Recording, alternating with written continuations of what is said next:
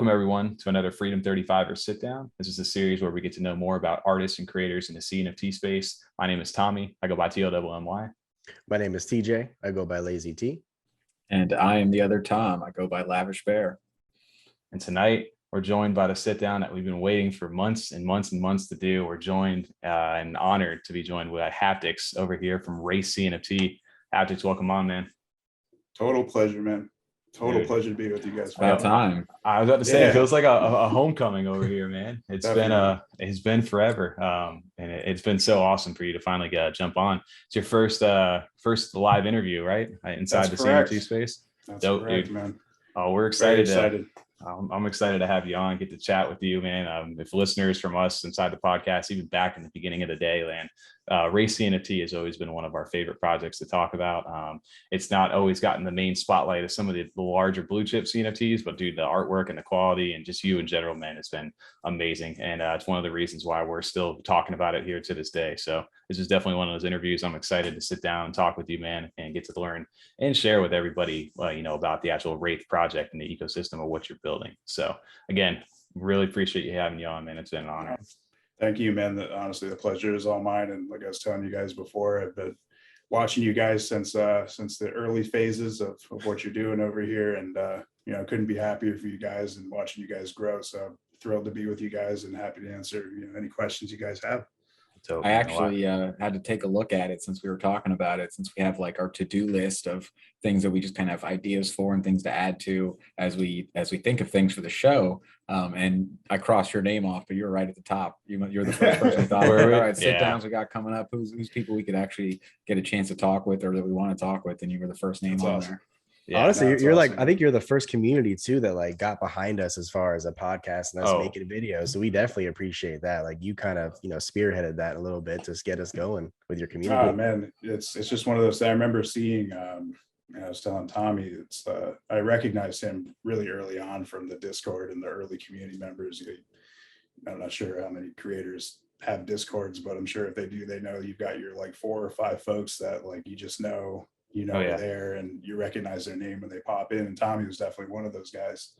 And when he shared that he was putting out a show and starting up Freedom 35ers with you folks, I was just totally pumped and totally thrilled. I thought for the longest time it was something the space needed, was more, broad exposure, just what's going on. You see today, it's almost like a fire hose, right? There's so many projects coming out and oh my gosh, so many different things. It literally is probably a full-time job to keep up with that. So you guys are exactly what the space needs, and was just more than happy to start spreading that exposure, at least in my humble little world. So I like that analogy of fire hose. That is yeah.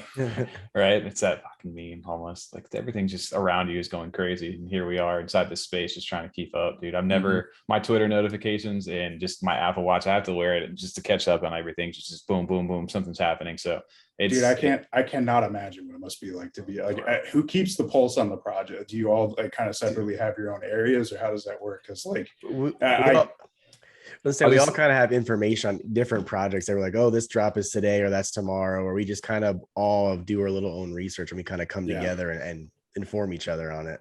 Yeah, I was saying, Tommy's probably on the most. It more works out because there's so much going on at once. We kind of all three just have to be on Twitter at all times. We almost all follow the same people in the same project. It's more just, hey, you guys, I just saw this because I was just on. Check it out now. We kind of keep each other updated. But Tommy, you're probably definitely on the most as far as actually Twitter itself. Well, I was super interested, right? When I first got into it, I was jumping into every project, and that's how I kind of got my information, was just from Twitter, and basically deleted my personal account and pretty much just made the one that I have now, right? Annoying the shit out of everybody.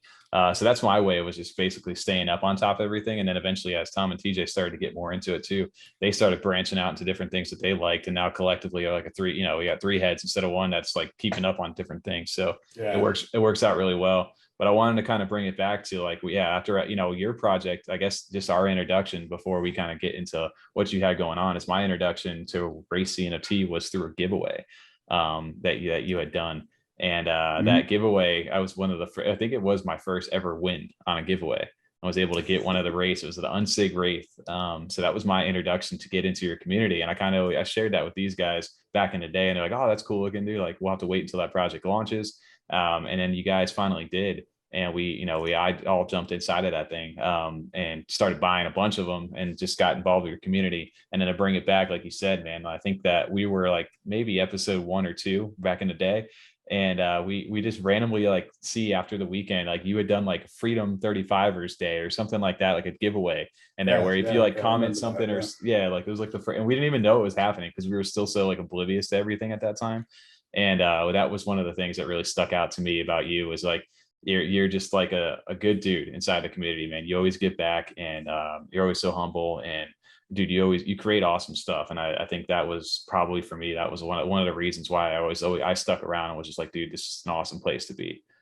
So that was my experience getting into it, what you had going on. And obviously we're going to talk a lot about, I can go through so many stories tonight about I didn't realize, I don't think I remember the unsig was actually a giveaway. I don't know, we probably talked about this like 2 episodes ago, but I don't think I remember the unsig. I mean, I remember the unsig one, just I don't know if I remember that being a giveaway that you won, Tommy, that early on.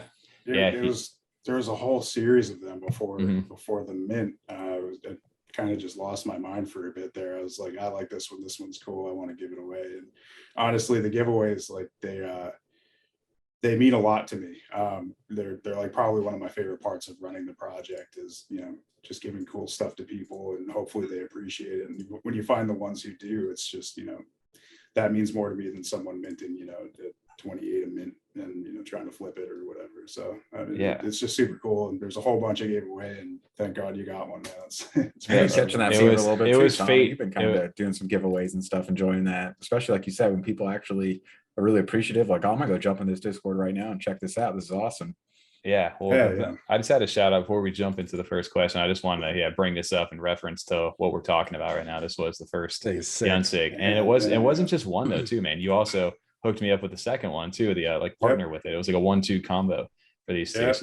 Raised 10 and 11, man. So this is based off one of the unsigs. Was this your own unsig or was it somebody? No, these so I own 2 unsigs and they were kind of so we can get into this later, but unsigs were kind of the first ones that brought me into the space and kind of made the NFT thing click for me. They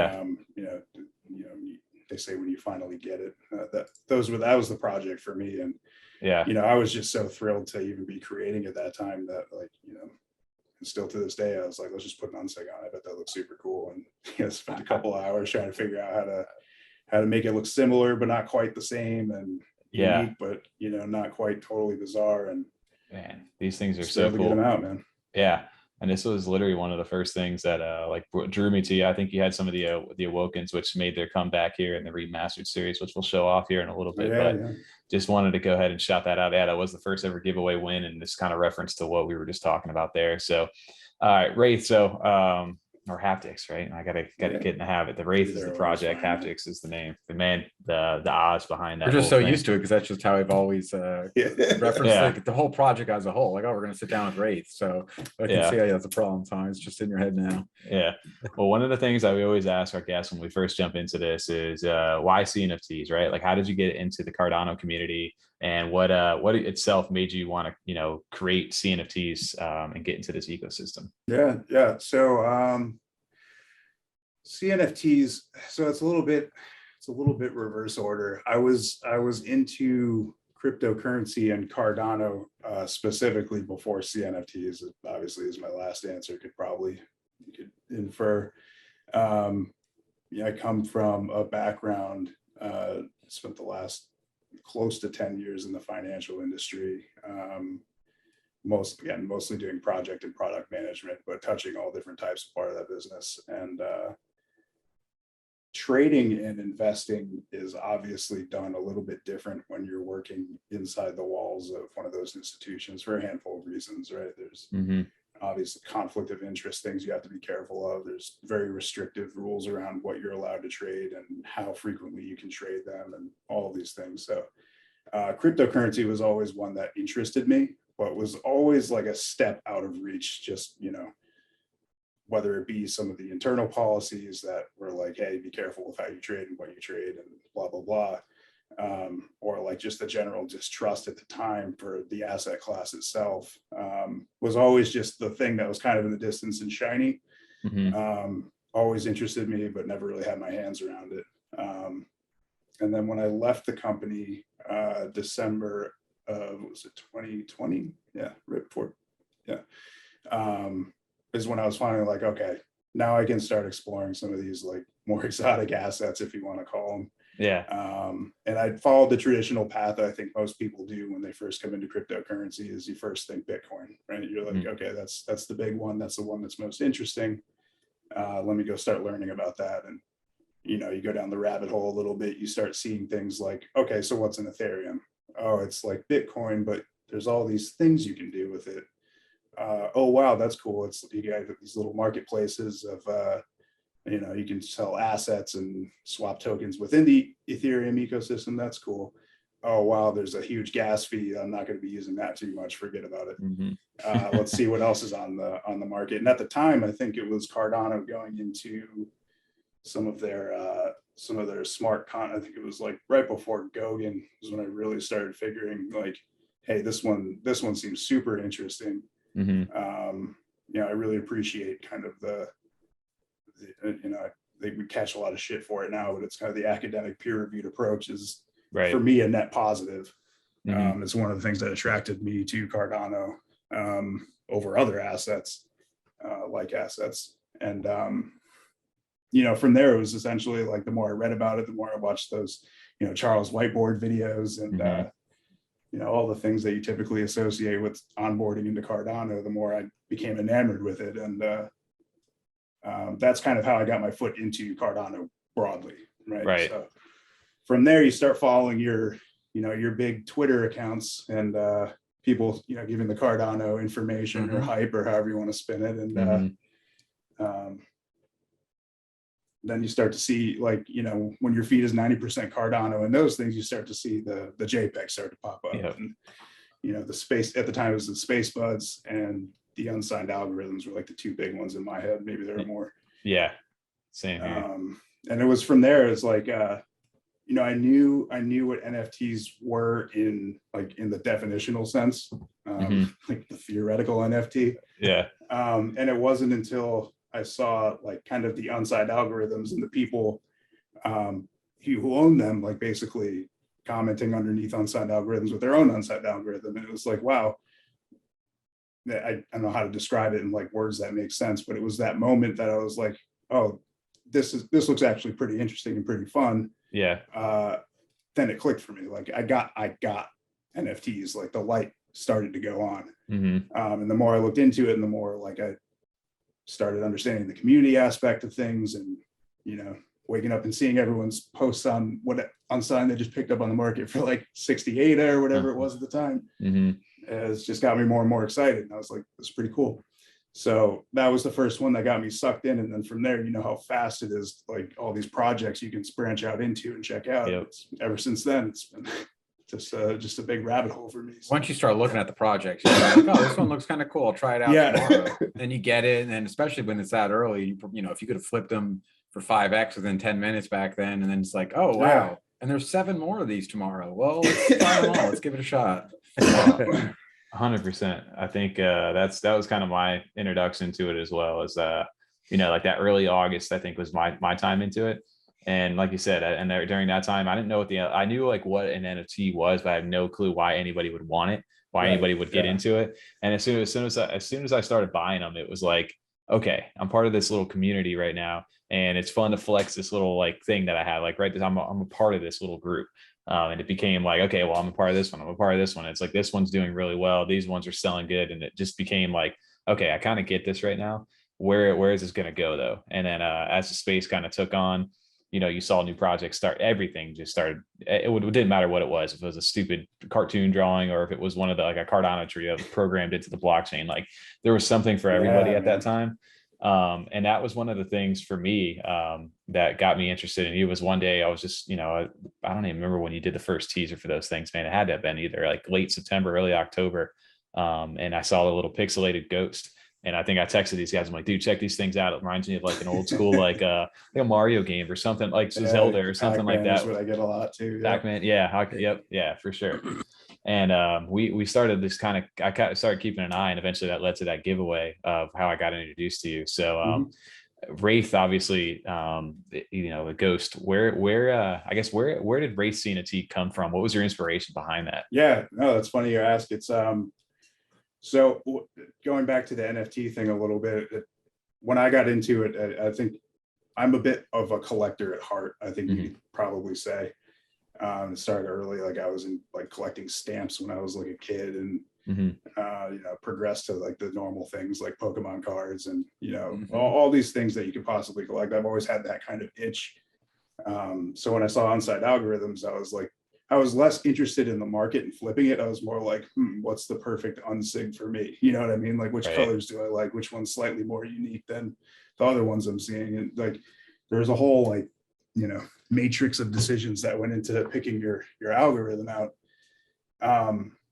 And it got me thinking, like, man, like collecting has kind of always been a silent jam for me. How cool would it be to like just put something together that like you yourself really like and would collect, but you're the one making it? I was like, there wouldn't be a better medium than the blockchain for doing that. So let's try it out. And then going into like, sorry, got a nasty throat thing. Oh, you're good. Going into like why the ghost, it actually comes from the term ghost chain. And it was like one of the FUD main FUD buzz lines back, at least when I started getting into the space of like Cardano doesn't have anything. It's vaporware, it's a ghost chain. And I always thought the name ghost chain was like kind of cool. Right. And it attracted me to the chain a little bit, like more than it deterred me away from it. And I'm like, let's lean into that a little bit. Like, I've always had a little thing for like branding and, to a lesser extent, like marketing a product. Like that would be a really cool, like, thing to lean into a bit. So why don't we, start somewhere and like start building ghosts out. And that's kind of the genesis of where it came from.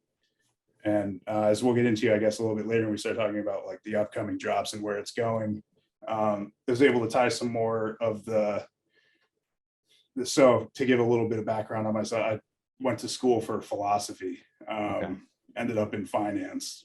Yeah. Now I make NFTs. Like, that's a career path. Nice art. Yeah, right. Like, that's one way to do it, I guess.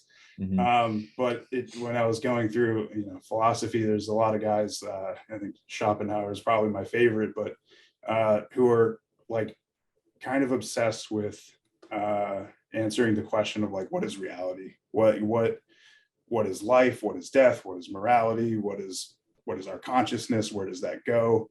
And that's been a concept that's always kind of fascinated me since I was in those studies really heavily. And when I started building the Wraiths, I'm like, how cool would this be to be able to take this thing a couple steps down the line and start intertwining some of those themes of reincarnation and subjective versus objective reality. And then there's obviously a spattering of other things that I actually find really fascinating in a slightly dark sense. That you can find if you look really close on a lot of the renders that are out now, especially with Remastered. They're already in there as kind of Easter eggs.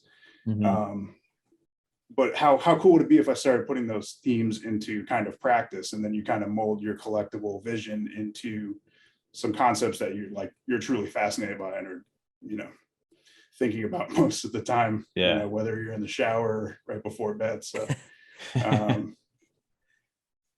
it's a little rambly about if I answered the question. Ghost Chain was the thing that got me in, and then it kind of just went as step by step as I continued to progress, and not just limited to the concepts of the project itself, but also the art.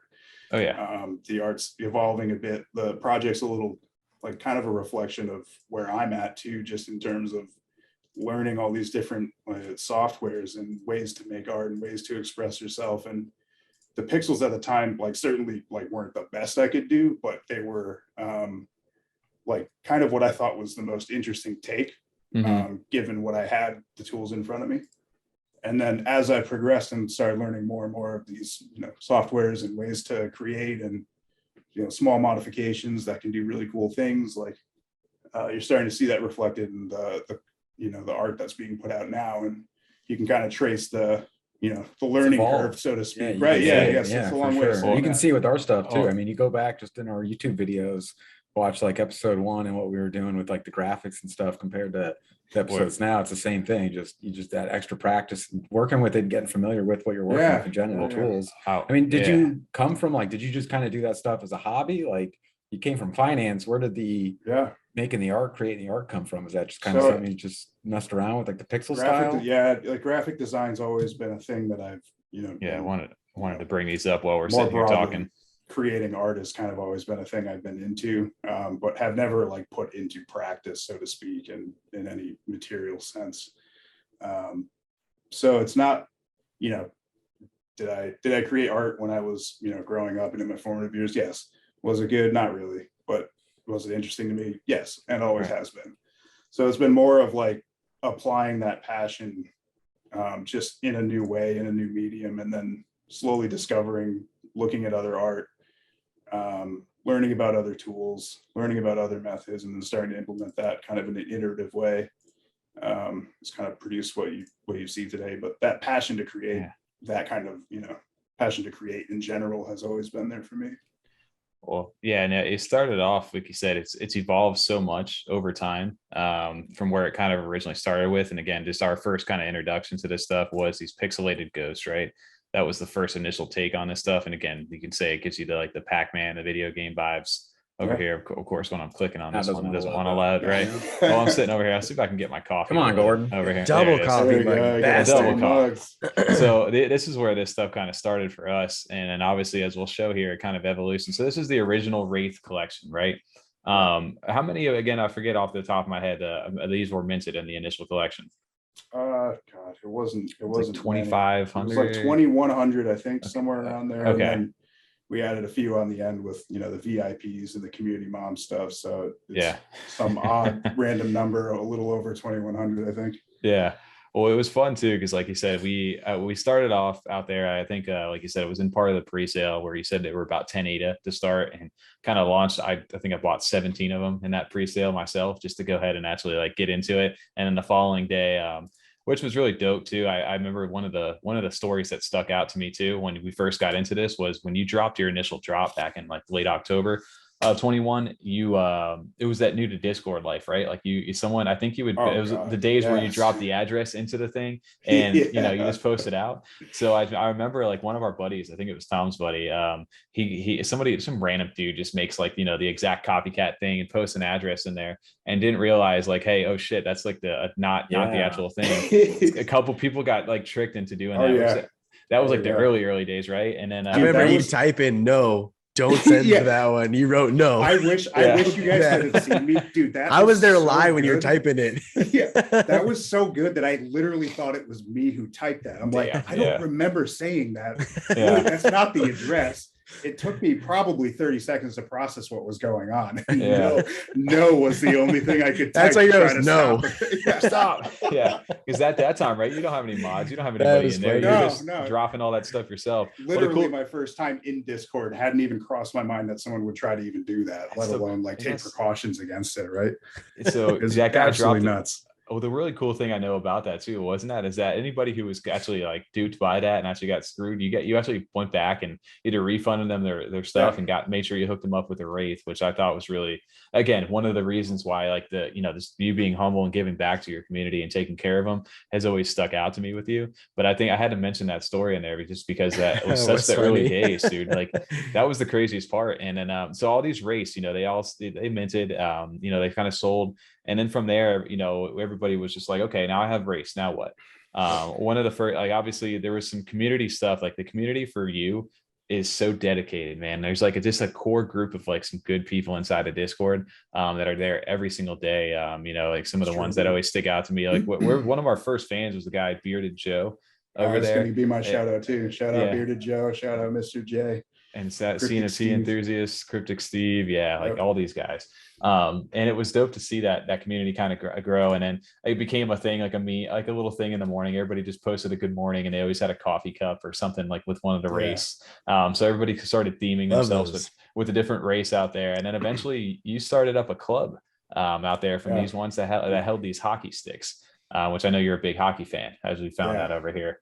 So the Wraith Club, eventually you collected 3 of these things, and you were able to actually go ahead and mint a hockey team out of it, which was all for free. Like all you had to do was just say, hey, here's my 3 thing, and you went ahead and actually designed a whole new set of cards meant for those different teams. So that alone was one of the, again, just something that got born out of the community. It wasn't anything that you released. It was just like, hey, this is a cool idea. We're going to go ahead and put this to this right now.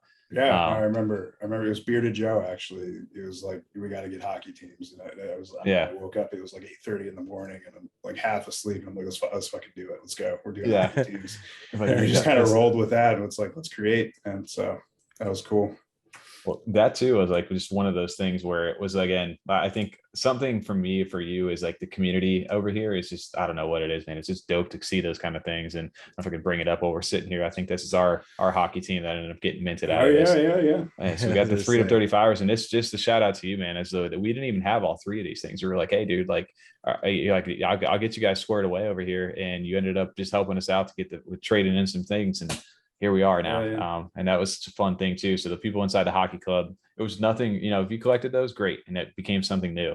And I know now, I don't know if you can speak on anything going forward on this, but I know any of these guys that hold these old Wraiths right here that hold some weapons out there. I know there's something else that you have in the works, or possibly have in the works for those guys. So with clubs, I'll try to describe kind of the way I'm visualizing the swim lanes of the project to try to make sense of what's going on. Like, what you're seeing a lot of right now is kind of what I hold as like the main swim lane, right? So you've got the main things you think of when you think of a Wraith drop. And the first one is obviously this drop we're looking at here, the OGs, followed by, I guess you could classify Remastered here, though that was a little bit more of a on the whim, let's try out this new style and see if people like it push. But the next one is going to be the Veil, and then so forth. There's the Quiet Time drop, and then another drop after that. So that's kind of the main line of drops of like things I'm planning for and things I'm actively working towards and trying to basically mold together into something cohesive. And then underneath that, you've got kind of your community enabled things, which I think are the most fun for me anyway. It's because of people, the community members appreciate them, and I think they have fun with them. And it's just a small way to, give back and let you guys know that I see you and I appreciate all you guys. And anyway, so clubs are kind of on that level, right? So it's in the community type things. They're kind of spontaneous. They come up as they go. But this one's a little bit more planful in the sense that, like, for every OG Wraith, as you can obviously tell, the style is phased out a little bit at this point. We're moving a little bit more towards what you see today in Remastered. But if you hold these OG Wraiths, I want to make sure that, like, you're not forgotten, and like you feel like there's at least some level of collective value there, independent of monetary or flipping value. And for the hockey club is the first one. I think we've got a pretty detailed page on how that one's going to work. And then you're looking at the kill club, which is what you're referring to here with the bladed Wraiths. Kill club, I like that. I haven't heard that yet. So so again, like the ins and outs of like how it's going to work and what you're going to get. I've got a couple of actually pretty strong ideas that I think are really cool. But I'm hesitant to talk about those specific ideas. With, like, the last thing I want to do is say something and have it misinterpreted as something else or something I can't deliver on. Like, I recognize I'm one person. I'm working on the thing up here, so I want to make sure that this stays active but isn't overpromised. But at the level I can speak to, it's basically every Wraith that's in the set will belong to a club. And every club will have some type of function which promotes engaging with other people in the community in a way above and beyond the project itself. That kind of brings me to like the collecting aspect, which we've talked about a bunch of times, right? Is this isn't meant, you want these things kind of to be their own collections and people to go after certain Wraiths, go after certain things to, enable different things inside the actual ecosystem of the Wraith itself. And to kind of touch into that, like you said, the hockey club got born out of the community idea. Now it's tied to like the actual NHL. Everybody got assigned a team inside the hockey club, and based upon how well your team does in the NHL, you get paid out in some ADA, and then eventually we'll talk about here your native token, the Void token over there. So that was a fun way. And then I'm curious to, like you said, when you have the idea out for the kill club. So if anybody's out in secondary listening to this stuff, if you haven't been picking up any of these, go ahead and now's your time. before whatever announced gets announced. And then I wanted to kind of move quick to, because I want to kind of give everybody kind of the evolution of where these Wraiths have started to go. You started seeing one of the community, the Wraith Exclusives kind of move next. So you had this OG collection, this the pixelated, the standard Wraiths that we had. You move over to the, I think this is one of the first exclusive that we saw out there during the holiday. It was almost like the Wraith ornament that got minted for Wraith holders. So we started seeing different things like this, and this was so much fun. I was like, dude, if I had like a virtual Christmas tree, I would definitely put one of these things on there, right? It was so I do remember that. Yeah. So that was your holiday kind of drop over there. And then eventually it moved over into the, this more style of I love the cards themselves. Yeah, those are sick. So, and this is actually one of the ones that I don't even remember how I got this. Yeah, I just remember, I forget what it was. It's the Void OG back in the day for buying in early off the token. And even before that, one of the drops that will get you into, you see the word the Veil up here, which is another project that you're going to be working on or getting ready to release. I think in April is what it says on the website. It was these HAPPPY collabs that you guys had done with was it Uber Boring Man of Steel? And over them. How did that kind of come about? Because this collection right here, where actually these are tickets to get into the one-to-one to get into the Veil mint itself. Yeah, so cool. First of all, Steel is the man. He's such a good dude. I met him fairly early on in my CNFT exploration journey, whatever you want to call it. He was one of the guys posting his unsigs all the time. And I don't know if you've seen his stuff, but he's got some of those crazy 2-prop, $1 billion unsig, those really rare ones. And I remember going back and forth with him back in the day about those things. And he was also one of the first supporters of the Wraith project. It's just, you got to remember, I basically had no idea what I was doing when I started Wraith Up. I had the general sense of I want to create a project and I have a broad understanding of how that should go. And he was one of the first people to check in and be like, hey man, I'm buying a Wraith. This is great. Or, some of the stuff that I was sharing. And as a new creator starting out, those small things mean so much. And I'm sure you guys understand that to some degree, just even the random from somebody who acknowledges that you've put something out there is still to me to this day, everyone matters. But when you're starting out, it's really anyway, he was one of those types of presences for me. So when he reached out after the OG drop, he told me about this idea he had, which I don't know if you can see in the background. He's got, it's kind of a abstracted happy face using shapes. I can't believe how big these fucking files are. Sorry about that. Oh dude, it's not breaking my computer or anything. It's so big. I remember trying to make these into Twitter right now and try to condense it. It's not going to happen. But it looks so detailed, man. Another learning milestone for me. Which I love about them, because I've messed around doing some things and making a pixel style version of something. And generally, the cheat way to do it is to just make the resolution very small on something that's normally a clear picture, and that'll kind of auto pixel it. But how large these are, Tom, we're trying to put up some of the GIFs to show them off. They can't even post them on Twitter. Doesn't work. And then Twitter already makes things look bad enough, so then you got to downgrade it even more just to get it up there. But they're massive, some of the pictures, which is wild. We've said it. Since episode 2, is that they are pixel art, but then the amount of detail, even on the first generation of them, that goes into just how clear they are, how high the resolution is for something that is supposed to be also pixels. Is one thing we've always loved about them. Cool I see the smiling face now, though. I don't know if I would have known that was a smiling face.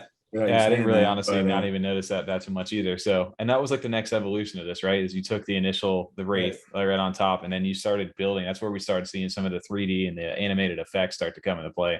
And this is just one of my favorite ones out of the Happy Steel drop. How many were in that collection? Do you remember? 6 or 7? So, I think there were 6 different variations, 200 total. So it was also kind of a departure from the one-of-one mindset, which if you go back to how my policy IDs are set up, when I shifted away, I always kind of held the OG collection as one day I want that to be the sacred one. And I want to protect that at all costs. So as I decided to take Wraith into kind of different visual areas or, different conceptual spaces or just any change from the default, I wanted to just close the door on that almost immediately. So that's its own thing. Right. And going back to Steele, so he reached out and he said, hey, I'm getting a couple other artists together to, you know, try to get this like collaboration type thing going. And he talked me through, it's like the happy face is like in theory in all of those pieces. And if you look really close at all of those pieces from all the artists, that's used in some way in their art. And the idea behind it is to basically break away from the borders of what your current project is, just in an experiential sense, like just try it out. And that's kind of like what got my wheels turning into this other stuff, right? You're seeing motion here. There was some motion in the gifts back in the OG collection, but now like we're basically turning Wraiths into something that it wasn't before. And I credit that largely to him and his coaching on like, you know, how to create, you know, a strong brand, a collection, so to speak, that like retains its identity, but is also able to depart from what it is currently. And you know, well, it sounds profound, and then you look at it and it's like, okay, you know, whatever, man. But it, like, for me, it was a pretty big paradigm shift in my mind. It's like, well, Wraith can go in a lot of directions now, and that's, you know, it's, again, we'll talk about later with Quiet Time, like you'll see what I mean by that. And you know, you'll hopefully throughout the year, you'll start to see like Wraiths aren't just ghosts in my mind, and you know, the collections aren't going to be just ghosts in my mind. And while they're all going to be slightly different and slightly departed from each other, there's a very noticeable and intentional connection between all of them. So this was kind of the first project that got my mind thinking in that way. And again, credit to him on this stuff. This is kind of like you were saying too, is it shifted you and the Wraith like brand itself into that different realm of, okay, now we got some animation. Now we're going to start to see this thing come alive a little bit more than what they originally were. So again, this Happy collection still to this day is the Veal is a new drop that maybe we can get into a little bit here in a little bit. But this is the 1-to-1 ticket into that drop itself right now, right? Yeah. So also, you know, it's, for me, half the battle, most of the battle is getting something out the door that I like. I'm kind of a typical refiner in the sense that I get something started and then finishing it feels like almost an impossible task. I'll look at it an hour later and be like, no, I don't like the way that does that thing, and I'll have to change it. And I'll wake up tomorrow and be like, fuck the whole thing, I got to change it from the bottom up. And it's this constant iteration of tweaking and just like trying to be happy with the final form. So for me, half the battle is getting this thing out the door. And then once it's kind of out in space, it's, you know, the other part of the battle is making people aware and trying to draw their interest in and incentivize them to check this thing out. And that's what you saw a little bit with Happy, which is like, we launched this thing at a time when I think the overall CNFT market, at least for me, was in its first like noticeable dip. And I was thinking like, what are ways to get people excited about this if like I'm turning on my Twitter and I don't want to see anything about CNFTs just because they're bumming me out because the market sucks and, you know, everyone's complaining and whatever. And I'm like, you know, I've got these things coming up and, you know, next couple of months that I'm going to be putting together soon. It's like, wouldn't it be cool if we got people involved here, kind of pulled them into the universe? And then like, this is not only just the thing they're buying, but it's also like, hey, it gives you a little bit of priority or something to look forward to in the future. Because like for me, Wraith, we're going to be here for years, and whether people buy it or not, like I said before, it's stuff I like to do, and I'm just going to continue doing it because I enjoy it. Like, let's just start bringing people in and giving them a reason to stick around. So yeah, outside of just the dope artwork, the collab itself, it was a ticket, and it gave utility to the actual this piece of art to bring it forward into the next like evolution, which is what I liked about these as well. And not outside of this, I'm a collector, right?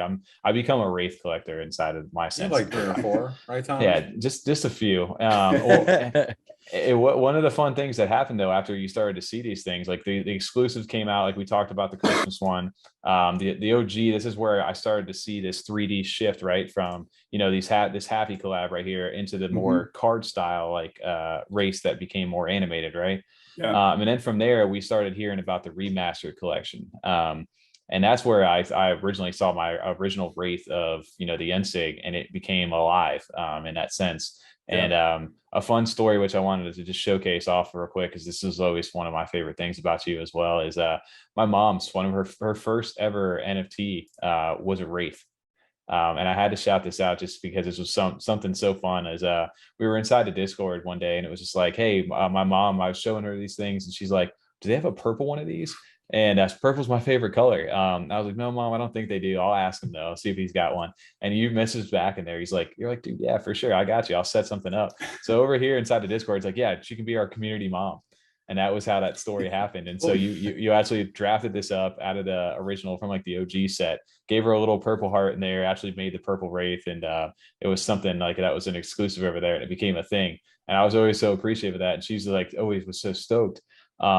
The fun part about all this after that happened was that she got upgraded into the remastered set, which is where everything got put back, and she became the Wraith Collection community mom right here. Yep. And she had the boys and had her suit K-Dog, which I thought was so funny. Like I didn't say anything about that at all, and you saw her Twitter because she has the community mom portion of that, and that was such a fun. Like when I showed her that, man, she was like ecstatic. She's like, "Oh my god, I'm online!"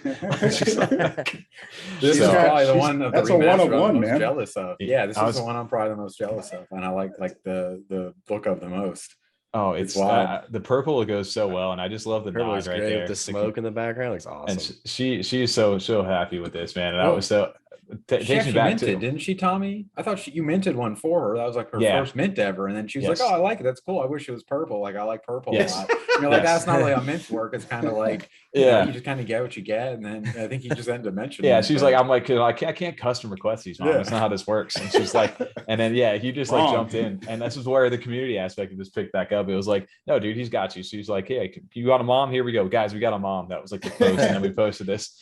So I made her Twitter on there because she was just like good old Karen on there. Like, mom, you got to change that name. Karen in these days is not a good look. So we got to switch you up. So she had the nickname K-Dog, which we all, when we were kids, used to call her that. So we changed her to K-Dog. We put a Wraith profile pic up there, and she became community mom of Wraith CNFT. So as this shout out from that's in her bio too, right, on Twitter. It is, yeah, I upgraded for it. I think so, yeah. So you can see the upgrade from the original over here to next. This was kind of the next evolution of where Wraith it kind of moved now, and this is where we currently are sitting right now over on the website of the Remastered collection. So if you go to wraithcnft.io on the Remastered set, they're actually currently minting for 25 ADA, and these are where these 2 day, like the originals all started to come to life over here, which again, some of my favorite over here are the Four Horsemen, which I don't know if you can give any background into these right here, but these all started to come to life. There's 4 of these things, and I think you had a good story as to why each one. You have the death, pestilence, famine, and war.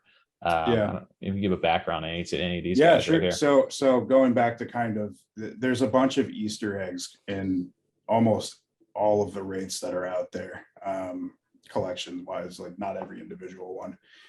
These are one of them. There's no like real depth to the like why the horsemen in this set, but it's always been a concept that I've always found truly fascinating. All the different biblical references to the 4 horsemen and the different variants across the different religions, and this idea of like the real true forces that bring end. Ties into kind of what I like to do with this collection is throw in some slightly dark concepts from time to time, right? And I keep saying slightly dark like it's a buzzword, but it is a buzzword. It's like when you see Wraith, it's like slightly dark. I truly don't mean to do it like that. I love it though. I love the sense of it right there. So and it's grim too. So the Grim Reaper, like it's all of these like kind of probably one of my favorites, man. Yeah, I think of the Scream mask. I love it. You think you ever bring in an Apocalypse Wraith? Yeah. So like, again, that's kind of the idea of what those 4 horsemen were to represent. And, you look at the Brain, right? If you check out Brain, there's so many good Brains ones. Yeah. Glitchy thing. I like it. So basically these, I don't know if you guys have much insight into kind of the MK Ultra experiments, CIA, late 50s. CIA. Project Bluebird, all these things, where they basically were carrying out illegal experiments on unknowing citizens of the United States and beyond, testing basically the boundaries of the mind as it pertains to being able to control or influence them. And ultimately, I think the idea was to weaponize that to some degree, going into kind of the Cold War years. So these brains, I think there's three variants. Page 1, 2, and 3, I think. Yep, these brains are a shout out to kind of that concept, which again is slight, like kind of dark when you think about it. So I tried not to say it. It's kind of dark when you think about it. It wouldn't necessarily be something that like many people would think to be like, hey, check out my project. It's but you modeled got after MK Ultra, but it's always fascinated me. And my hope is that when someone looks at these attributes, they see a term or two that they're intrigued by, right? And they go look it up. And like, for example, like the eyes on this catatonia. Yep. So like these are all like symptoms of some of the patients from MK Ultra and some of the experiments they're holding and their outcomes. And the idea is that people look these things up and they get drawn into a little bit of this rabbit hole of something that I think is pretty cool. I didn't even know this at all right here. I didn't know that either. I didn't really like look into all the stuff, but even looking at the card type for this, which you just mentioned in that story, is the card type on this is declassified. Right. So I love that I didn't. And the brains get progressively more kind of rotted and burnt out as you go down. So the third one is like the most extreme variant of the cases. Let's see if I don't want to pull up the wallets here where I got so many of these things here. I don't know if it's going to break my computer. If I end up going this route, I got, oh God, I don't know if it's going to do it. This is the one for sure, because I got a wallet full of these things. I got 35 of them sitting here right now. Sports wallet. Yeah, I was looking at that too. But this is I think I have Brain Patient 2, which I actually grabbed on secondary because like my luck on the minting was not turning out too well. Well, that's what I can talk to that too, but we're running into a situation where you have a small group of very dedicated minters and a big minting pool, and a lot of you guys have already purchased most of these from the preset. So and part of me too, real quick, while we were into this, because I wanted to have something fun where, all right, so we're on screen, we have these these, I forget how many are in the set now. I don't want to say, there's got to be like pushing like 40 of these things. I think so it's like 40. Yeah. So they're not even loading on my screen. There we go. So there's 40 of these things. And I wanted to get into this one in specific here, based on some of this stuff, because this is such a unique one inside the set, the gift. And to explain that, before we even get into what this gift is, I wanted to do something fun on stream while I'm pulling it up here, which I'll pull over to the side here, because we're going to see what happens. So as we explain about the gift, I have the order screen up for one. I'm going to go over on the side here. So at the end of this sit down, we're going to see if we end up getting the gift live on stream here while we're here. So I wanted you to, can you kind of explain a little bit about what the gift is? So the gift is, again, I think we were talking, I think it was before the show started, we were talking a little bit about that spectrum of kind of where you want your project to be when you start as a creator. And, if you want to define it this way or not, it's up to you. But on one end, you've got kind of your true to art creators, your Alex Monads of the unsigs, and the Steele's a great example of that. Guys who just create because they like to, and they're mostly art focused. They couldn't give a shit about a DAO or the passive utility or passive income generating feature. And then you've got the other side, which is more of what you're seeing today, and shared economy assets and all of these different types of things. And while I said, like, I'm mostly over here on the creator side, I create these because I just like to do it, and I find ways to make them interesting to myself. And there's not one that I put out there that I wouldn't buy myself. It's something I truly love. And this is probably the first foray into start touching the other side of the spectrum a bit, to see like, hey, I know this is something people appreciate right now out in the community. It's not really my thing or how I want to brand a project, but wouldn't it be cool to, offer some of the folks in my community who appreciate something like this and an option to get on board with, a way to plug into, basically asset generation for themselves, make some money. And it's kind of a win-win in my mind, because for me, I get to create, right? You guys are essentially going to be, anyone who pulls this one gets to design their own Wraith within our collection. So you can leverage a brand that's, I wouldn't say popular, but definitely established. and essentially mint within an official collection of one of our policy IDs that's open. So it's like taking its place in our collection. It is a Wraith, like full stop. You get to design that. I'll render it for you. So we're kind of like close on stylistic apples to apples type stuff. And then you essentially get to take that thing and sell it. Like I set you up with a vending machine and you can market it however you want. You could sell it however you want. You could have a buy my Wraith link in your AIM profile or whatever you guys are doing these days. And I've talked to you guys like your kids. I'm the same age as you guys. So. Bro, we know all about the AOL instant message. Really? Close the door, open the door, close the door. PTSD, man. A good BRB message, you know, coming up with something clever, creative back then. Yeah, your away message, like your AFK message, bro. That was your status back in the day. That was like, this guy just wrote "Be right back." What a loser! Like, who does that? You know what I mean? BRB, mom's making me clean the room. That was the day where you started your conversation with ASL. Like, I jumped into the chat. Those chat rooms. Oh my god, wild.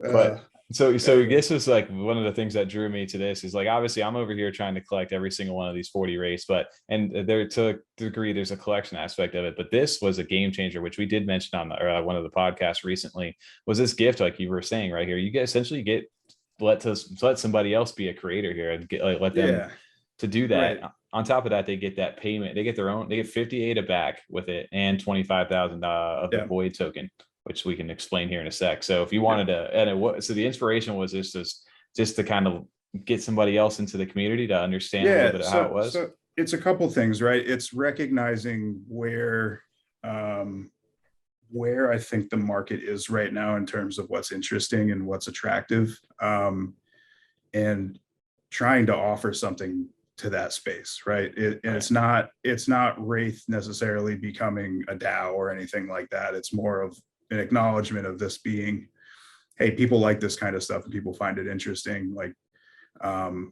let's offer something like that for them. That obviously not the same exact shape as what you see, but in my own way, as much as I could, offer them something like that. Mm-hmm. And like I said, it's kind of a win-win because, like, one, there's the boring kind of just flat rate reward that you get, which is nice, right? But it's not, for me, it's not the exciting part. It's seeing what other people in the community want to see. Like, if you could design your own Wraith, what would it look like? Like, I'd love to see that. Like, that's helpful for me to see from a design standpoint. It's fun for you guys to be able to create and, you know, make something cool together. Two, you know, you get to, again, set your vending machine up and go off and run your own Wraith vending machine and, you know, make money, don't make money, sell them, don't sell them, whatever. You have the option to do it as basically a co-owner of the policy ID.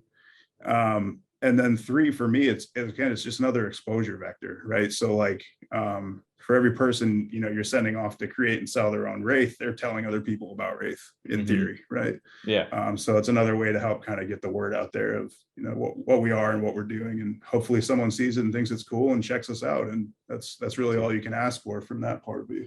Yeah, well, you got me hooked on it, man. I've been hunting. It's like, it reminds me of like the OG days of when like we were finishing out the final like mint on stuff. It was like every day, my daily routine would be wake up, look at Twitter, what's going on today, mint a Wraith, go to work. Like that was like my day. Started like literally that was all it was. So this is always one of those things where it's maybe not every day because my ADA wallet has been being wrecked lately by all these different drops coming out, but every now and then I'll come in 25 ADA, and it's just like, we hope, because inside the Wraith community, like you said, you got your couple group of tight people in there, and it's just every day it's like, hey guys, if someone's going for the gift, and it's just like, fingers crossed somebody get it, because we want to see somebody design this thing and get that chance and that opportunity. So who knows, maybe on live stream today, that'd be some shit, huh? My fingers are crossed. Like I check every transaction, and I swear I cringe every time I see a not gift go out. Yeah, I was like, I'm legitimately worried at this point people are gonna be like, they're not even in the vending machine, stop fucking with us. Well, there's only 10 of them, right? Yeah, so that's the thing, there's only 10, and like I was telling you guys last night in the Discord, the mints, I think we're only like 30% in, so the pool's still pretty big, relatively speaking. And when you've got a group of folks who, like I said, are a few group of very dedicated folks who are minting, you're most likely going to see duplicates rather than the one that you're after. Until, like, you know, we either get things going from an awareness standpoint or an interest standpoint, or change something on the collection end. But I'm not ready to pull the lever on anything like that. It's, Yeah. Can go as far as not far as it goes, and that's just what it is. Well, it becomes fun though too, to like for the people inside that, because it always is like you're going after that chase. Like you want to go ahead and it makes it feel so. If you were just to say, you know what, this thing's 150 ADA, go grab one right now, and then somebody could do what they want to do with it. That defeats the accomplishment, right? Like you want to be able to pull that, get that excitement, and then be able to actually design what you want. So that's part of the reason why I jump back into this stuff. But the duplicates obviously are a thing for somebody like me who collects all these things. But for people who are brand new into it, they get a cool Wraith if not. So something impromptu, which I like to do sometimes, or we do on this channel, is like if you're watching right now, currently, if I get duped over here at the end of this stuff again and get something that I have already, first person to kind of jump into our Discord, message Freedom 35 or is duped, they will get that Wraith if it is a duplicate for me. That's awesome. I'll drop that over to them right now. So Freedom 35ers Discord, you better go in. Freedom 35ers, message them, duped, and it's yours. I'll give that out to them. So we'll reveal that as soon as my internet is broken right now from all these Wraiths that are inside of my wallet right now. So this is kind of, I love that. That's such a unique thing inside the space. And I just wanted to shout that out for this remastered collection that's currently going on right now. So if you can go to CNFT.com and go to the remastered collection, you can get these for 25 ADA right now inside the space, and you use Utilize NFT Maker for this transaction. So it's super easy. You can do it on the phone and wherever you need to. Couple of things I wanted to shout out. Well, wait, that's wraithcnft.io. Is it, what do I say? Wraithcnft.com. Yeah. I'm so bad about myself about this. I'm over here. I think I own that domain too. It just goes to IO. So how does that work? We've always been curious. We don't know where we're at with like getting our own website started, but like the other side of things, like where does the IO come in? Do you know how that came into play? It was just the cheapest domain tag that I could find at the time. I already owned the .com, and I switched. Like I'm not like a huge tech and like back end web developer guy, so like I leverage a lot of the websites that essentially guide you through making a website, right? Or services that guide you through making a website. And I wanted to switch the one I was using because the first one I was using was absolutely just shit. And I had to pick a new domain. So this was the next one on the list that was like somewhat recognized. Like it wasn't like dot pencils or, something weird. Like they offer you a shit ton of very odd ones. Yeah.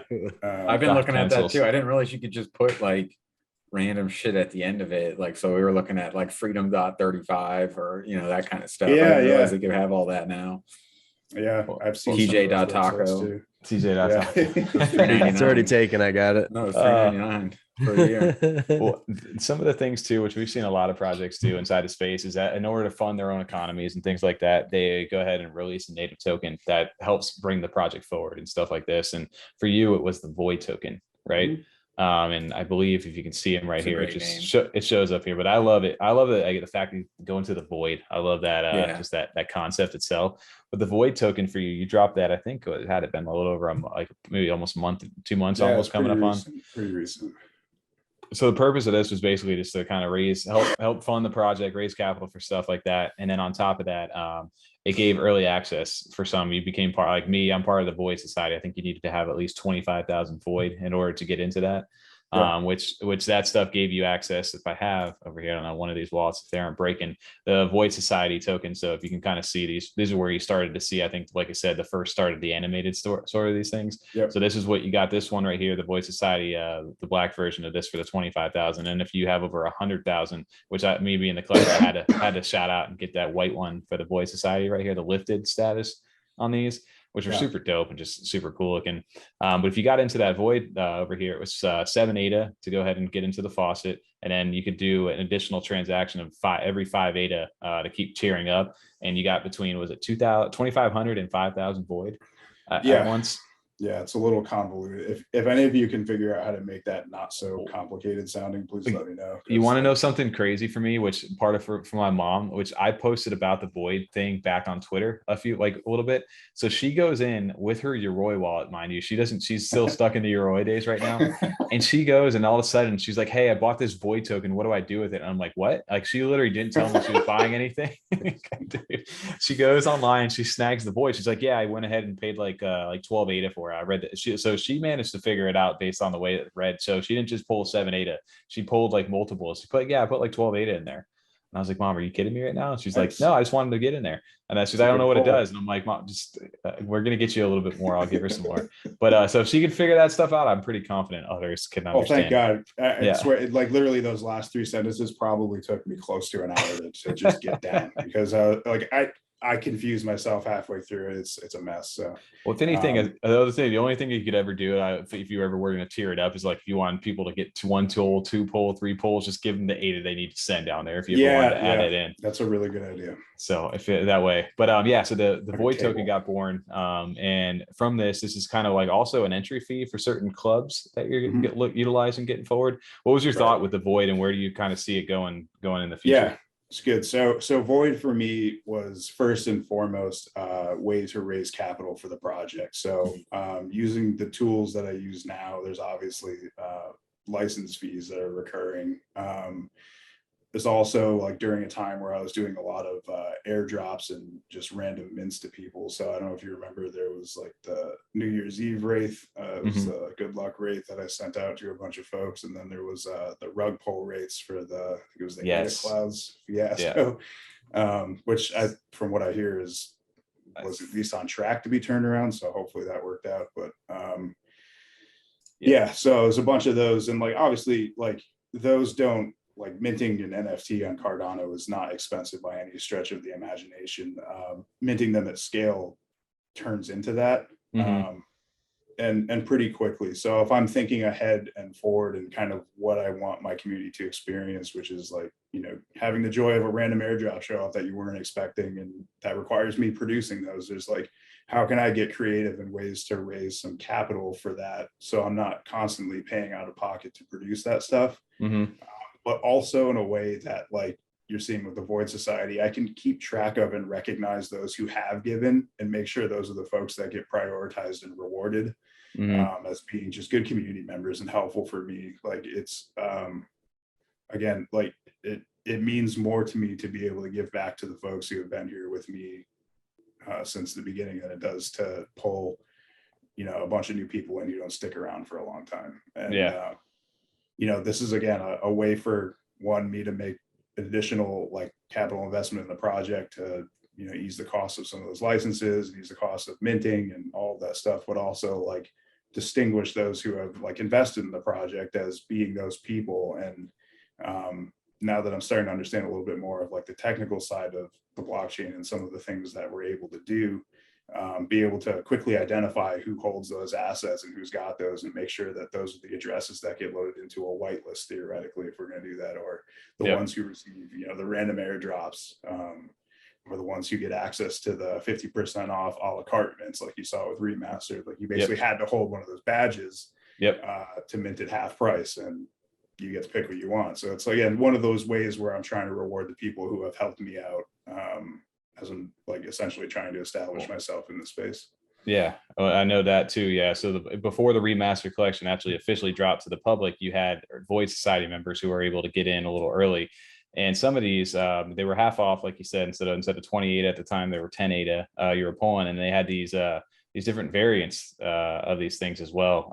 So I was able, luckily, to grab all 4 of the horsemen and the updated variant of this stuff. So those are all nods to being like the collector itself. And then down the line, even down after all this stuff was collected, like you said, you rewarded holders in that, like, that collection sense. And that was just something. All right, I think I hit you up. I was like, dude, I'm missing this one. He's like, yep. All right, sounds good. I got you guys set up.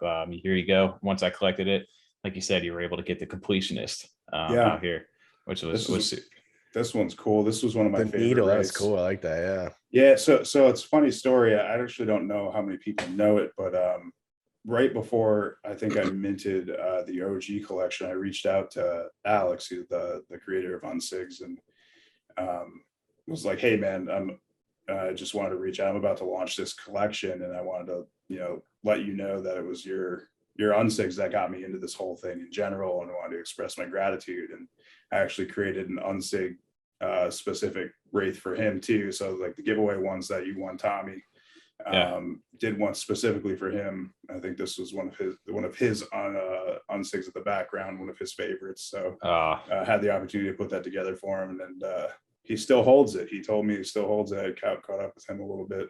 That's awesome. A couple weeks ago. So this is a nod to him, kind of the unsig Wraith that I hold truest and dear, and wanted to make it a special one for the folks who are collecting. That's amazing. Yeah, because you can see the suit down there. It says Alexander on it, and up in the top left of it too. So that's a cool nod to that. So after all this stuff, right, we have all these different wraiths from the remastered collection. We have the void token now. And you know, even just wanted to quick shout this out since here we are, you know, it is, you know, a tough time inside the world itself. And we wanted to shout this out because you have done a bunch of these like give back events to the community, like you said, the rug pull stuff. I wanted to shout this out real quick, the Wraith collection, the Art for Good.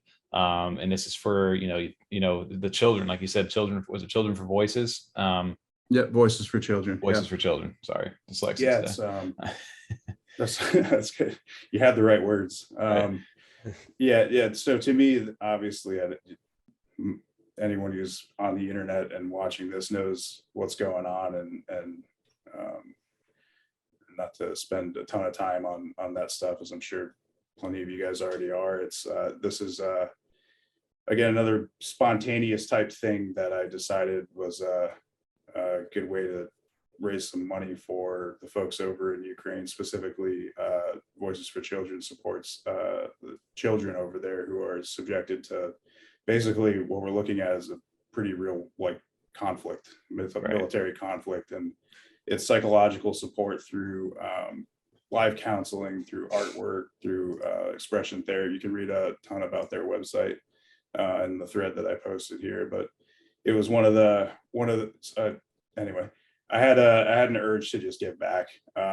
This stuff obviously is, you know, just bums me out, and well, it's cool you have the platform too. I mean, like, Cardano and the community and that's stuff kind of the thing. It's to be able to do that in the first place. I don't have a big platform, but it's like I recognize that like I do hold a place somewhere in this ecosystem, and it's like you know, if I can leverage that to give to something that's way more important than like the remastered mint, then I want to kind of shift the focus over to that. And this was just kind of my way of trying to help, right? Like it's nothing more than that. And I think it's a good organization. For me, it's important that it wasn't like, you know, pro-military or pro like resupporting or restocking like ammunition. Like I've seen a couple of charities, which I know they're all important in different ways, but I wanted to make sure it was focused on, you know, the ones that the folks that I think you don't really have a choice, right? They're just they're you know, kids, man. You know, it's like they're the most sensitive. They take in the most and they process the most at those ages, and it's like I said in the thread, I can't imagine the road ahead for some of these folks, and this looks like a good program that's set out to help them out. So all proceeds go towards those guys. This is just a way to give back. I'll be matching all donations with 8 out of my own pocket. So essentially doubling how much we end up raising. And then a couple of other things related to like putting the transaction fees that get taken out by the minting service to make sure that the donations are whole. So hopefully we can do something with that. I just wanted to commend you on that and just say, you know, again, it goes back to the nature of you in itself of like always giving back to the community, always giving back to somebody. So that was an amazing thing for me to kind of see that. And just had to shout it out. I think there was somebody doing like a Twitter space yesterday, and they're like, is anybody doing anything for the Ukraine? I think I shouted out there. So hopefully some more people get exposed to this. And if anybody is watching, you know, right now, you know, definitely consider going over here and, you know, taking a look at this. And on top of that, you get some dope Wraith artwork on top of that. So, you know, so I wanted it's sorry, I don't mean to cut you off. Oh, you're good. It's again, the cause itself is an important one to me anyway, and it's actually, you know, it's going to be a pretty significant arm of the project going forward. I think Art for Good is not going to stop just with this. It kind of got me thinking like, hey, this is probably a good way to just continue to make things in an ongoing way to help folks. And like, you know, who knows what the next one will be, but I can imagine a world where there's a couple of different Art for Good wraiths and a couple of different charities are raising money for, and all proceeds will always go to them. This is obviously not a profit-making thing for me. Oh, for sure. I think I just wanted to say, really appreciate that. And again, it's always great to go ahead and, you know, see somebody giving back to the community. So just wanted to say, really, thank you for that. And it's dope to see that. One of the things I wanted to move towards as we wrap towards the back end over here on our side is all of a sudden out of nowhere, man, I'm just sitting there scrolling one day, and dude, all of a sudden I see this new image right here, and I'm like, what the hell is that, dude? Like, I see the word Wraith just written down over there, and you're just like, this teaser just comes out of nowhere, and it's not the ghost or anything like that, and it's just quiet time, you know, like all I see is the words quiet time. And then I see it's over here from you, and I'm like, dude, what is this? And it just has the little emoji, the like right here. So, dude, can you explain what this is? Because this actually gained you know, some pretty good traction over for the stuff, because it was, you know, a decent amount of likes outside of just the Wraith brand. So obviously it stuck with people, the artwork. Can you explain a little bit about Quiet Time? I realized I had that many likes. That's, yeah. Hey. Yeah. So Quiet Time, so good. This goes back to I was describing kind of drawing threading the needle, I think is the term. Yeah, threading the needle through kind of what the concepts of I hold Wraith to be from an artistic standpoint. Like this is to me the next iteration of Wraith, and Wraith is not, in my mind, just ghost pixels. It's intended to kind of be something a little bit more in a unique way, connected but also different. So Quiet Time is the next iteration of that. It's essentially, and you're seeing a little bit of the medium changing too, or departing a bit from the pixel types artwork and going more into vector art. These are kind of hand-drawn, intended to be relatively dark takes on PFPs. You can interpret that how you will. But I actually am really looking forward to this. I think the art that I put together for this is like more in the sweet spot of things I would personally like to create with my hands. Like if I forgot about Cardano and the ghost chain, like if I were to make just art from scratch, it would be way closer to something like this. Right. I don't know if you had those books when you were growing up, the spooky stories for kids. Tell in the dark. You remember this, like a black and white or red border? Yeah.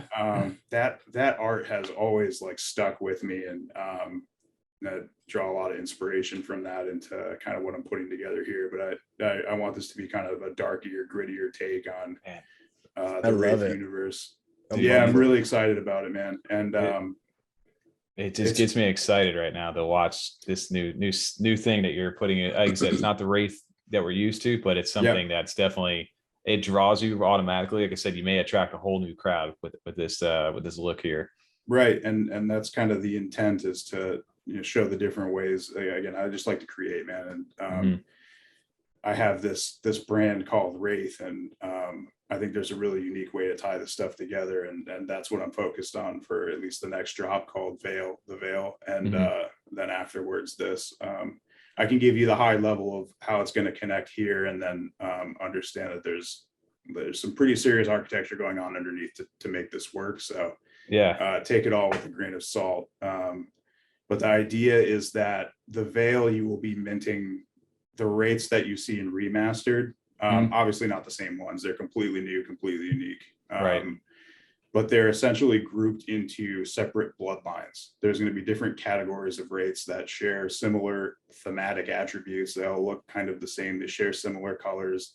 I think if you look at Ada Ape Society, they have like the family names. It's something similar to that, where you have a bloodline. For instance, there's one called Orbit, which is like very dark colored Wraiths, a lot of neon green, a lot of neon yellow, some orange flares in there. Very sharp edges, sharp details on the suit itself. All hand-drawn art, for what it's worth. That's going to be on these Wraiths, and they all live in a category with their own unique DNA. And this DNA is essentially a code that captures the various elements of their attributes that will then be transferred over to the next drop, which is Quiet Time. So every Orban Wraith or Veil Wraith that you end up minting over here will have its own unique Quiet Time avatar. That you can basically draw a line right through, and it will continue on to the third release, which is to be named yet, but will be another representation of Wraith, more likely in the true art sense, like abstracted art, less character oriented. But you essentially acquiring a DNA that you draw your line through, and it's supposed to essentially follow the idea of reincarnation and objective versus subjective reality, and the idea that life as we experience it isn't a finite linear thing where you live and then you die and then that's it, right? So there's that kind of way, if you think about it, it's more of like it's your consciousness exists beyond your current body, right? So it gets into some of the save for another time, but drawing a line through those consciousnesses and through those different manifestations of that similar conscious is the idea of where we're going with the Wraith. And the Veil is their first time to mint kind of what your consciousness will be, and then be able to apply it across different projects.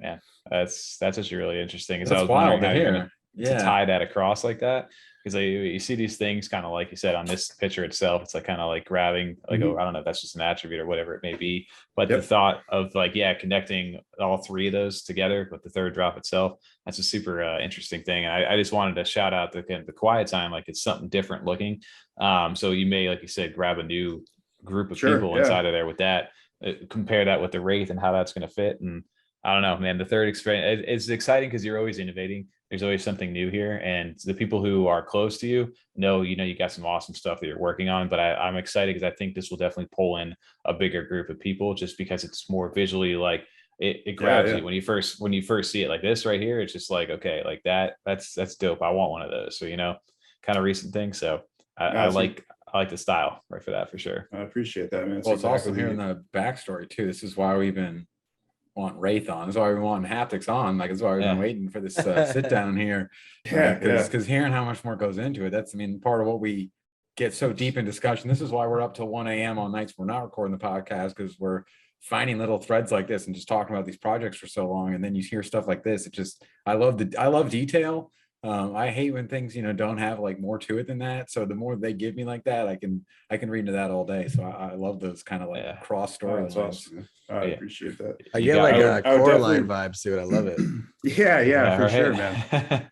But yeah, that's the idea. It's something that can stand alone as itself, but is also very closely connected to, the project that I love and want to continue to bring forward. And it just so happens to be in, using a concept that I've been personally fascinated with for quite some time. And love to send you an article on some of that stuff that lays out the underlying thinking behind it a little bit better. I don't know if you know about quantum physics, but there's actually one of the greatest proponents to the theory of reincarnation out there.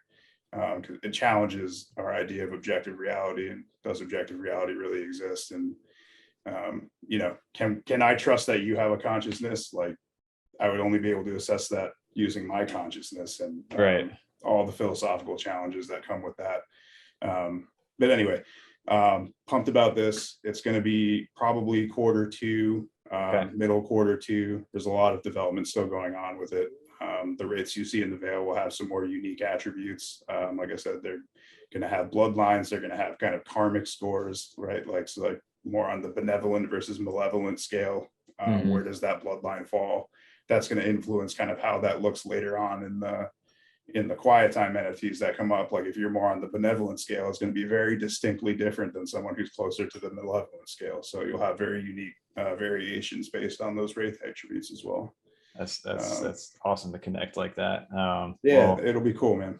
I'm excited for all that. I think obviously I feel like I just went through the entire history of where Wraith came from and the background of it, but I've always had so many questions, and I'm sure other people itself is like, okay, I just a ghost profile pic, great, okay, sounds good, and then move on. But there's a lot more to it than, like you said, and I'm glad that you have had the means to be able to get to the point where you can evolve the ecosystem, the universe, what you're trying to build for it. Because I think you got, like you said, you're good. You're outside of just being a good dude. Like, you're very talented, and the stuff there's detail like really built into it. And I'm definitely going to be looking into the remastered the cards a little bit more to kind of dig into what Easter eggs you actually have built into those. So appreciate the kind words, man, and definitely check those out. The 1 of 1 Compost Mantis for sure is a shout out to some of that stuff as well. So check that one out too. And absolutely. I like your creative style. Sometimes it reminds me similar to kind of what we do. Because it sounds almost sometimes like when you're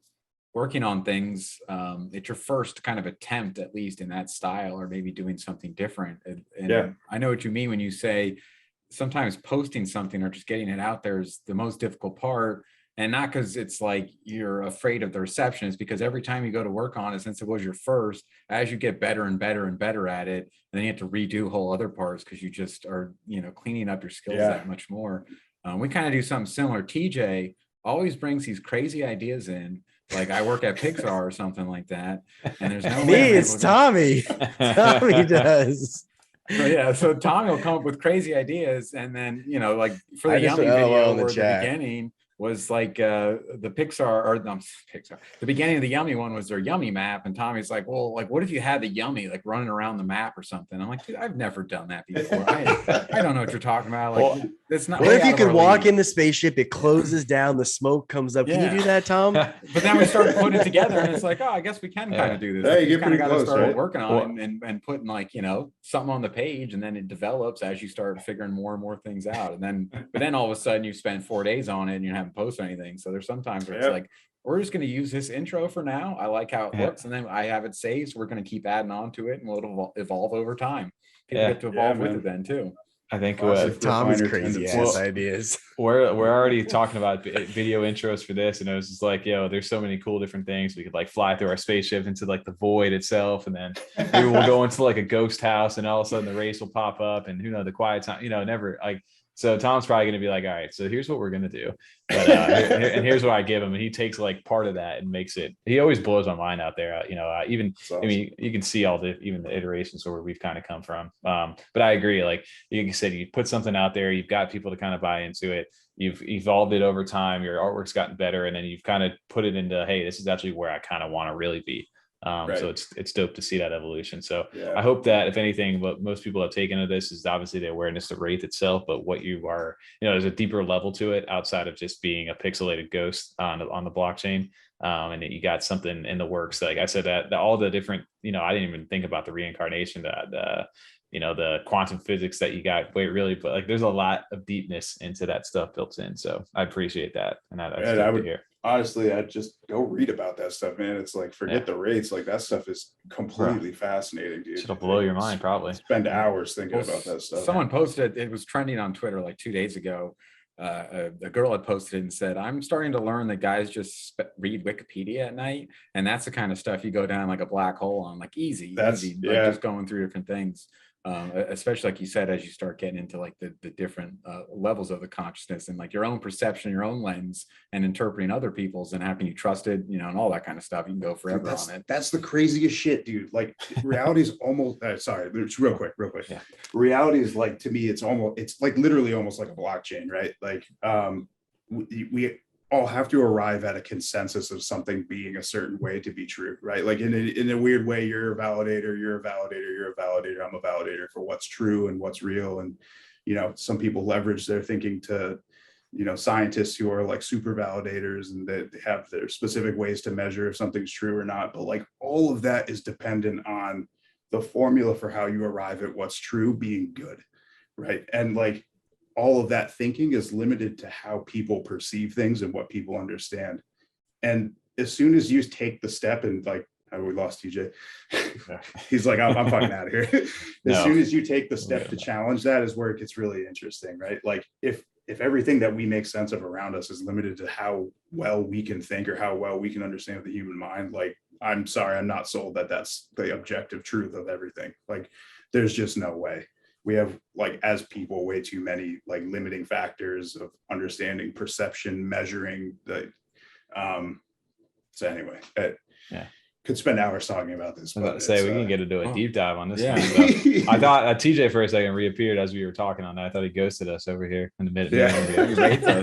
He just wraithed on us. Well, dude, I just wanted to say I appreciate you jumping over here, because there's a lot of depth into what you got going on, and I'd love to chat again, obviously, outside of this. I'm just thankful that I finally got the chance to sit down and actually get into this, man. It's been months and months in the making, and I appreciate you choosing us to be the first time to jump onto a live interview with somebody. I have to say, for sure, a little bit disappointed that you don't have a Norwegian accent.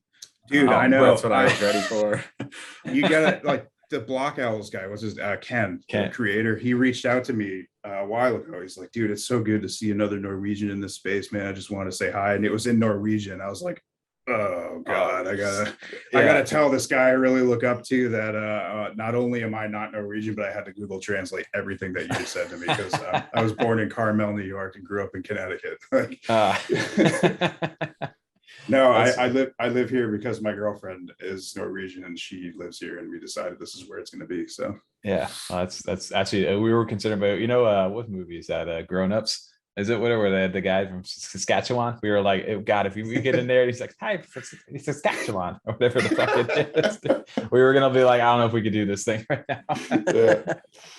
Butchered that. Sorry to disappoint, man. Oh man, you're just like a chill normal dude. No, but we appreciate you jumping into this, man. For anybody else that is sitting here right now looking to possibly get into Wraith and what they're looking forward to, what would you kind of say to new investors who are kind of looking to jump into the project for Wraith itself? What's to look forward to?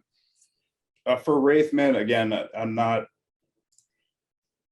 Assess why you want to collect something, assess why you want to be involved in something, and understand that Wraith is more focused on providing that kind of like emotional joy you get from getting something you like, or finding something cool and seeing something cool happen with the stuff you like versus like, floor prices and flipping, which again, nothing against that. It's a totally like, it brings more people in and more people is going to be better ultimately, despite the clashes you'll face in between the lines sometimes. But if you find yourself, being a collector at heart and you want to check in on something that's focused on bringing you kind of that collector's joy, check us out. And, if you like the art, buy it. If you don't, there's tons of different ways to find what you're looking for in the space, and we're one of many. So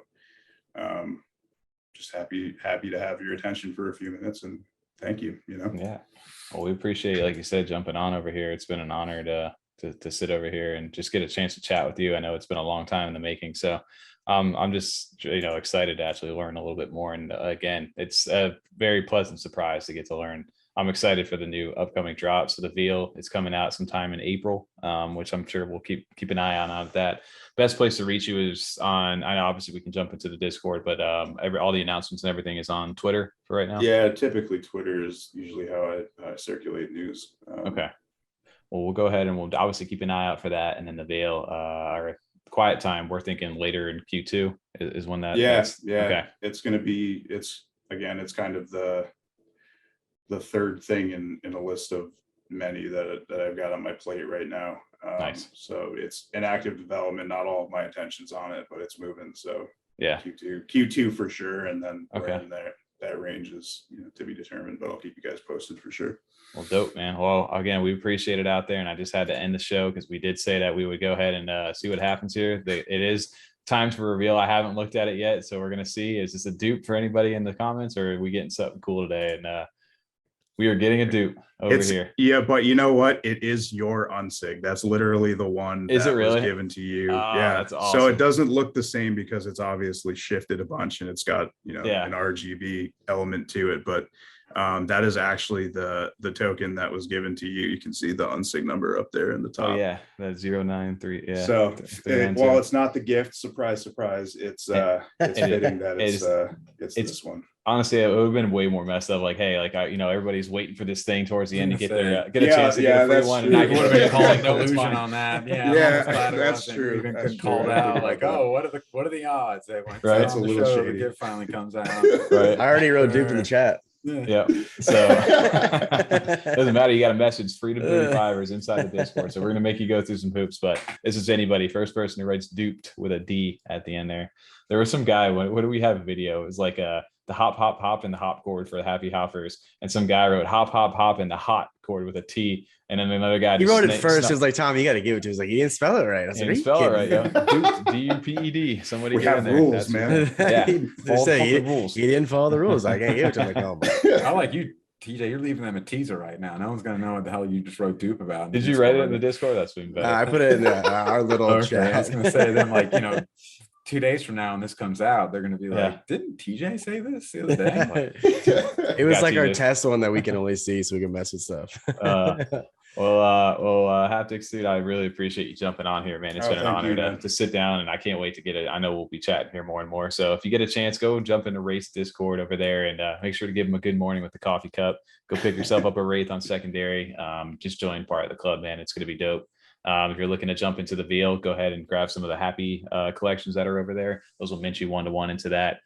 So yeah, anything else you want to kind of share to the people? We appreciate you jumping on here, man. Yeah, no, like I said, thank you all you guys for taking the time, and total blast to catch up with you. It has been a long time. Awesome. Yeah. And, again, so awesome to see you guys grow, and to many more successful shows to you. Yeah, for sure. We'll definitely, when we get towards those new drops, we'll have you back on here. We'll get a chance to chat again. So sounds good. Awesome, dude. Well, we appreciate it, man. And we appreciate everybody listening. It's just been another Freedom 35er sit down. We'll catch you guys on the next one.